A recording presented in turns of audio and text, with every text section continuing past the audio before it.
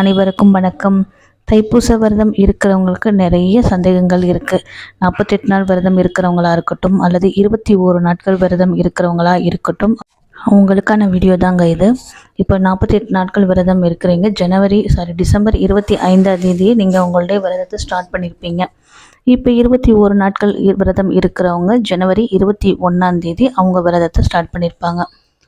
அவங்களுக்கு நிறைய சந்தேகங்கள் இருக்கலாம். இப்போ மாலை போட்டு விரதம் இருக்கிறீங்கன்னா அவங்களுக்கு நிறைய கட்டுப்பாடுகள் இருக்குது.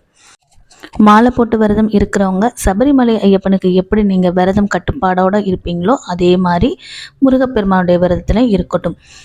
இறப்பு வீட்டுக்கு போகக்கூடாது, தீட்டு வீட்டுக்கு போகக்கூடாது, அசைவம் சுத்தமாக சாப்பிடக்கூடாது, வெளியே நம்ம ஹோட்டலில் அந்த மாதிரிலாம் சாப்பிடவே கூடாது. வீட்டில் சமைக்கிற உணவை மட்டும்தான் நம்ம எடுத்துக்கணும். காலில் செருப்பு போட்டு நடக்கக்கூடாது. அதே மாதிரி நம்ம எப்பயுமே யூஸ் பண்ணுற பெட்ஷீட்டு அதுலேருந்து நம்ம தூங்கக்கூடாது. இது இப்போ நான் சொல்கிறது எல்லாமே மாலை போட்டுறவங்களுக்காக நான் சொல்கிறது. அதே மாதிரி மாலை போட்டிருக்கிறவங்க நீங்கள் சாப்பிடும்போது ஒரு இலையை யூஸ் பண்ணிக்கலாம், இல்லைன்னா உங்களுக்குன்னு ஒரு தட்டை தனியாக நீங்கள் யூஸ் பண்ணிக்கலாம். நம்ம எல்லாருமே எப்பயுமே யூஸ் பண்ணுற தட்டை நம்ம யூஸ் பண்ண வேண்டாம். மாலை போட்டிருக்கவங்களுக்குன்னு தனியாக ஒரு தட்டை வச்சு நீங்கள் யூஸ் பண்ணிக்கலாம், அல்லது வாழை இலை போட்டு கூட நம்ம சாப்பிட்டுக்கலாம்.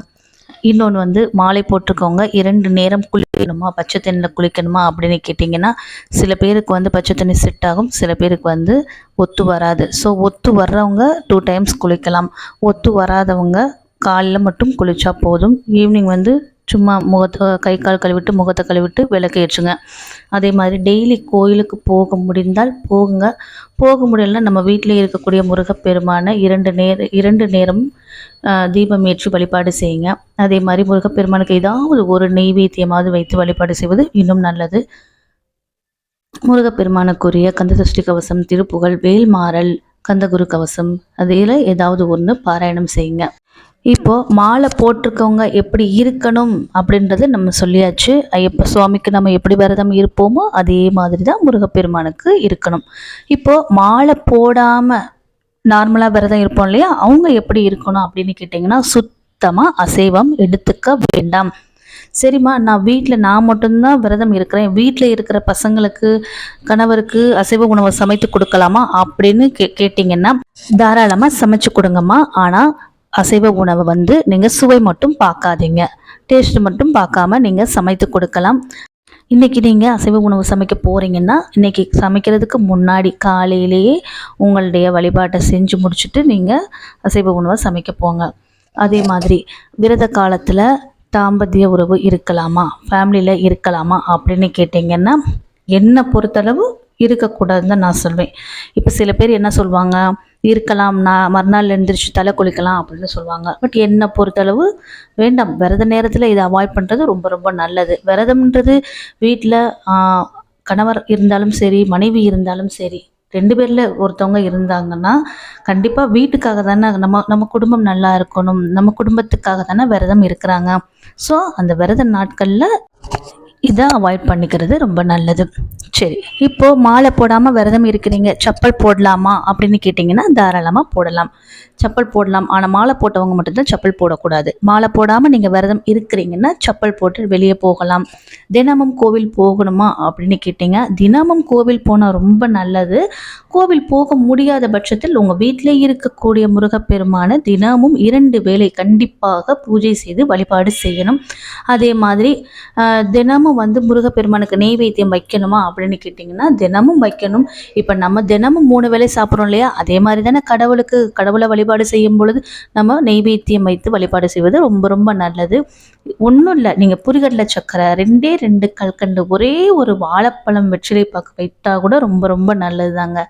இதுக்குன்னு நீங்கள் முருகப்பெருமானுக்கு தனியாக நீங்கள் சமைக்க போகிறதில்ல, இல்லை சமைச்சு உங்களால் வைக்க முடியும்னா கூட நீங்கள் வைங்க. ஆனால் டெய்லி ஏதாவது ஒரு நெய்வேத்தியம் வச்சுட்டு நீங்கள் சாமி கும்பிட்றது ரொம்ப ரொம்ப நல்லது.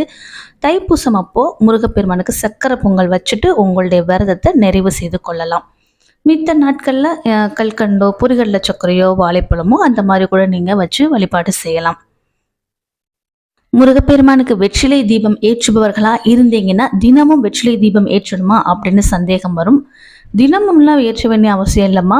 எப்பயும் போல் நீங்கள் டியூஸ்டே ஒவ்வொரு செவ்வாய்க்கிழமையும் செவ்வாய் ஹோரையில் நீங்கள் வெற்றிலை தீபம் ஏற்றினாலே போதும். மாலை போடாதவங்க விரத நேரத்தில் பெட்டில் படுக்கலாமா, பெட்ஷீட் யூஸ் பண்ணலாமா அப்படின்னு கேட்டிங்கன்னா தாராளமாக யூஸ் பண்ணுங்க. ஆனால் வீடு சுத்தமாக வச்சுருக்கணும். விரத காலத்தில் நம்முடைய வீடு, நம்முடைய மனமும் உடலும் சுத்தமாக இருக்கணும். வீட்டில் வேல் முருகப்பெருமானுடைய சிலை இருந்துச்சுன்னா அந்த வேலுக்கும் முருகப்பெருமானுடைய சிலைக்கும் அபிஷேகம் செய்து வழிபாடு செய்யுங்க. டெய்லி ஒரு ஒரு அரை டம்ளர் பால் எடுத்து அந்த வேலுக்கு அபிஷேகம் செஞ்சுட்டு அந்த அபிஷேகம் செய்த பாலை வீட்டில் இருக்கிற அனைவரும் கொஞ்சமாக எடுத்துக்கலாம். இல்லை டெய்லி அபிஷேகம் செய்ய முடியலைன்னா இப்போ செவ்வாய்க்கிழமை முருகப்பெருமானுக்குரிய நாட்களில் கூட நீங்கள் முருகப்பெருமானுடைய வேலிற்கு அபிஷேகம் செய்து வழிபாடு செய்யலாம். விரத நேரத்தில் டீ சாப்பிடலாமா, காஃபி சாப்பிடலாமா அப்படின்னு கேட்டிங்கன்னா கண்டிப்பாக சாப்பிடலாம். ஏன்னா சில பேருக்கு டீ காஃபி சாப்பிட்டு பழக்கம் இருக்கிறவங்களுக்கு அதை சாப்பிடலைன்னா ஹெல்த் இஷ்யூ தான் வரும்.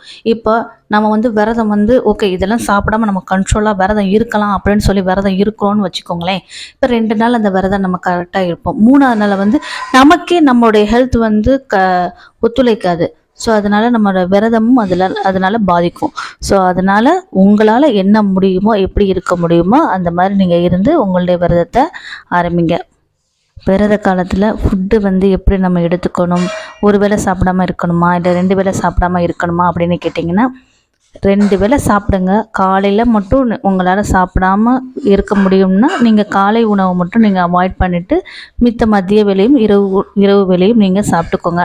இல்லை எங்களால் காலை உணவு சாப்பிடாமல் இருக்க முடியாதுன்னா நீங்கள் காலை உணவு கூட எப்பயும் சாப்பிட்ற மாதிரி சாப்பிட்டுக்கோங்க. ஒன்று தான், அசைவ உணவு மட்டும் நம்ம சாப்பிடாமல் இருக்கிறது நல்லது. 38 நாட்கள் விரதம் இந்நேரம் நீங்கள் ஆரம்பித்து பாதி நாட்கள் முடிஞ்சிருப்பீங்க, பாதி விரதம் நீங்கள் முடிச்சிருப்பீங்க. 21 நாட்களும் விரதம் இருக்கிறவங்க நேற்றே ஆரம்பிச்சிருப்பீங்க. 21 நாட்களும் என்னால் விரதம் இருக்க முடியாது அப்படின்றவங்க ஒரே ஒரு நாள் மட்டும் விரதம் இருக்கலாம். அந்த ஒரு நாள் எப்போன்னா தைப்பூசம் அன்று காலையிலே குளிச்சுட்டு வீட்டில் முருகப்பெருமானுக்கு விளக்கு ஏற்றிட்டு அன்றைய நாள் உபவாசமாக இருந்து தைப்பூச விரதம் நிறைவடைந்த பிறகு மாலை வீட்டில் விளக்கேற்றி வைத்துவிட்டு உங்களுடைய விரதத்தை நீங்கள் நிறைவு செய்து கொள்ளலாம். முடிந்தால் அன்றைய நாளில் முருகப்பெருமான் கோவிலுக்கு சென்று அபிஷேகத்திற்காக பால் பாக்கெட் வாங்கி கொடுத்து வரலாம். விரத காலத்தில் பீரியட்ஸ் வந்துச்சுன்னா என்ன பண்ணுறது அப்படின்னு கேட்டிங்கன்னா அந்த நாட்களில் உங்கள் வீட்டில் நீங்கள் விளக்கு ஏற்ற வேண்டாம். உங்களுக்கு பதிலாக வேறு யாரையாச்சும் விளக்கு ஏற்ற சொல்லி உங்களுடைய விரதத்தை நீங்கள் கண்டினியூ பண்ணுங்கள். அவ்வளோதான் ஃப்ரெண்ட்ஸ். இன்றைக்கி நம்ம விரதத்தில் எப்படி இருக்கணும், எந்த மாதிரி இருக்கணும் என்பதை நம்ம இந்த வீடியோவில் தெளிவாக பார்த்தாச்சுன்னு நினைக்கிறேன். நன்றி, வணக்கம், தேங்க்யூ.